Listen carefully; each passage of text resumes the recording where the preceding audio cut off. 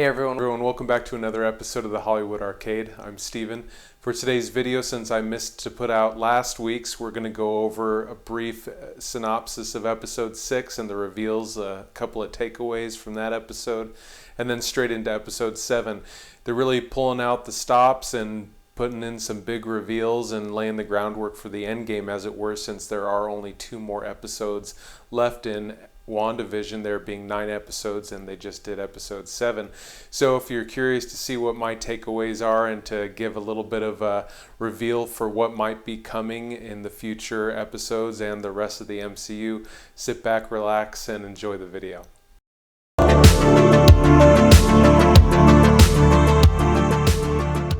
So the big standout question that I had after watching episode 6 the week afterwards, before episode 7, I was just wondering to myself, was Agnes lying?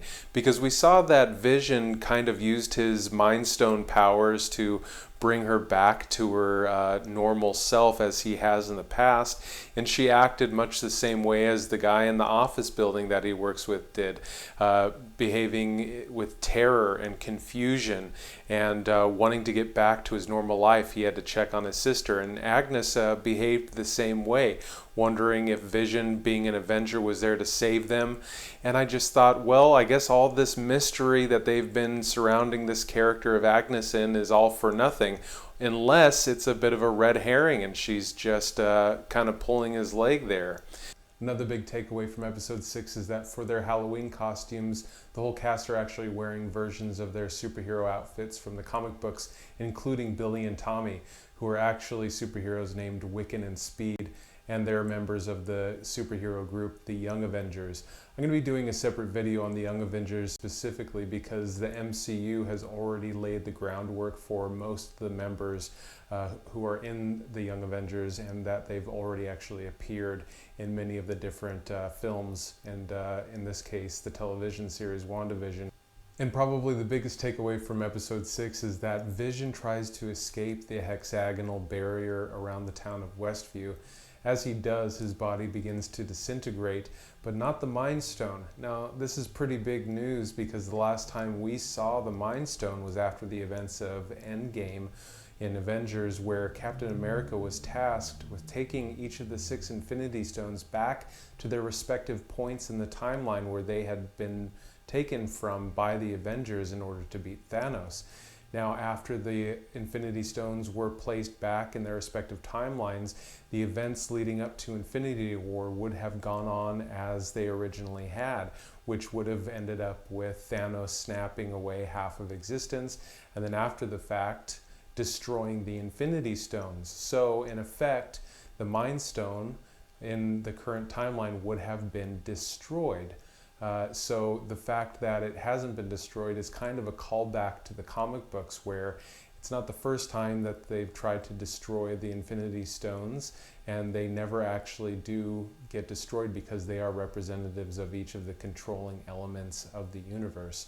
And so the Mind Stone would inevitably reform somewhere, but how Wanda got a hold of it is another question, and maybe a hint at the deeper purpose behind whatever's going on in Westview in general. And so moving on to episode 7, we see that the opening credits put an emphasis on Wanda by herself, absent of Vision, which is representative of the fact that they are in fact separated in the series and kind of both doing their own thing. Wanda, of course, trying to get a grasp on her reality, and Vision trying to do what he can to save the people of Westview from what he thinks is Wanda, and for good reason. And of course, Wanda's environment around her is changing without her intending it to, which is a hint at either that she is losing control of her powers, or one of my big theories is that somebody else is involved. And so Monica finally meets up with her contact. I was anticipating it being somebody that we'd met before potentially, but it isn't. It's actually somebody that the audience hasn't been introduced to in the past, as far as I'm aware of. And so she attempts to get into this Land Rover of sorts and drive through the barrier. Of course, that proved to be unsuccessful, and so she decides that since she's been through the barrier twice before, she can do it again. And as she does, it rewrites her DNA at a molecular level, as said by Darcy before.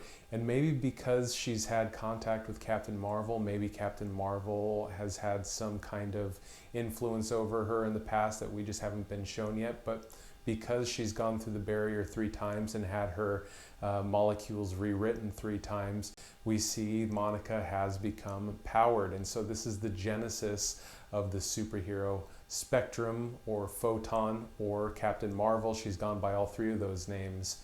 And we also see that the suit that she's wearing actually has a similar color scheme to her superhero costume from the comic books, which is pretty cool.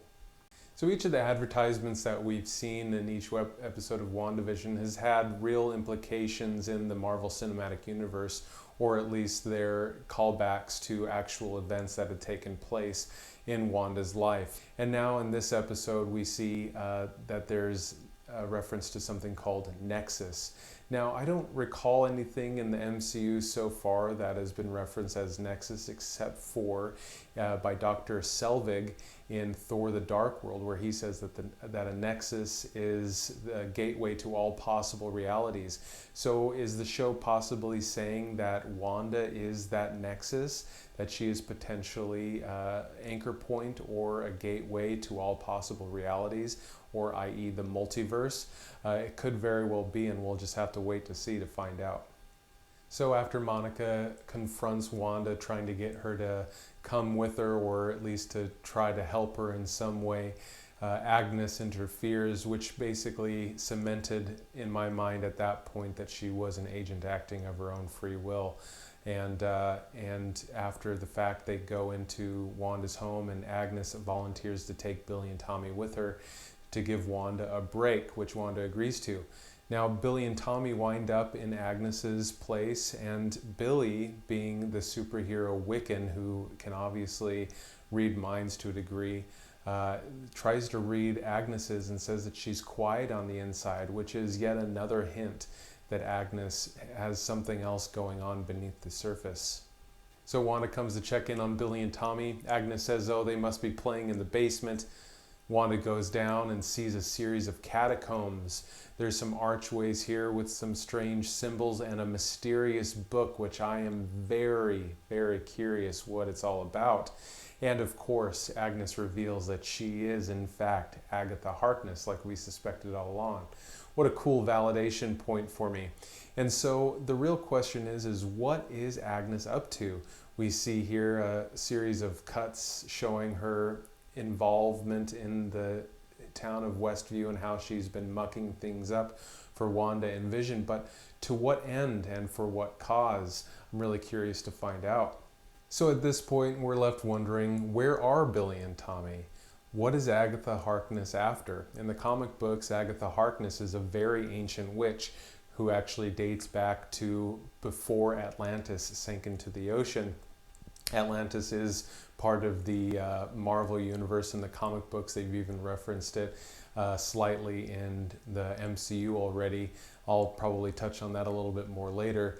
But she was around during the Salem witch trials as well, and even though she's a witch and she's had some nefarious purposes in the comic books, she was never outright a villain to my knowledge. In fact, she had been a nanny for the Fantastic Four, and she had been Wanda's tutor in magic. So I'm really curious to see what her involvement is in all of this, if she is the antagonist or if there's something else at play here. In addition, we got to see Dottie for a moment again, it's been a while. During the moment when Monica and Wanda were confronting one another, we see Dottie looking on, and I'll not let go of the fact that Agnes was the one that introduced Dottie to Wanda as the woman who makes everything happen around there. So, is Wanda really the one in charge, or is Dottie potentially?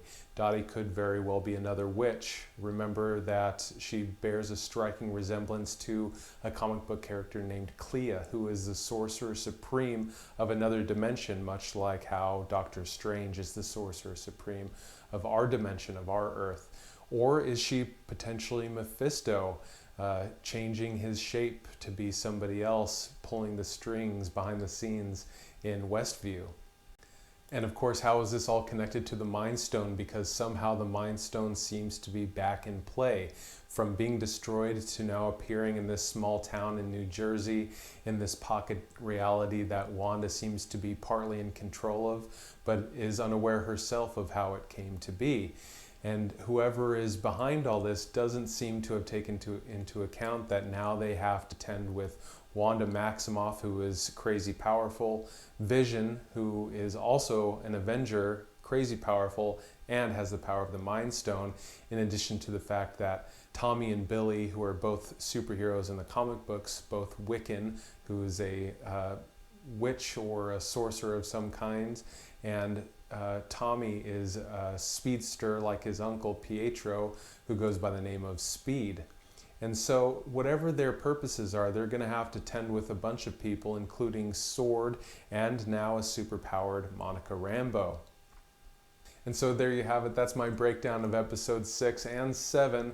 I hope you guys had a good time. There's a lot of stuff going on in WandaVision. I'm really curious to see how they're going to wrap things up with these final 2 episodes. There's, of course, 9 episodes, and we just had episode 7.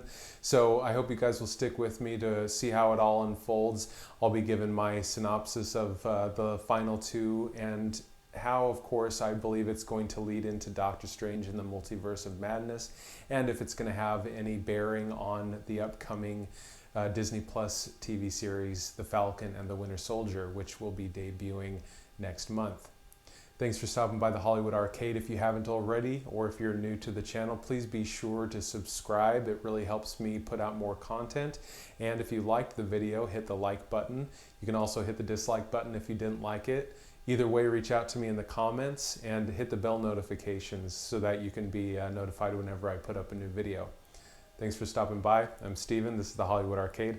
I'll see you guys next week. Bye-bye.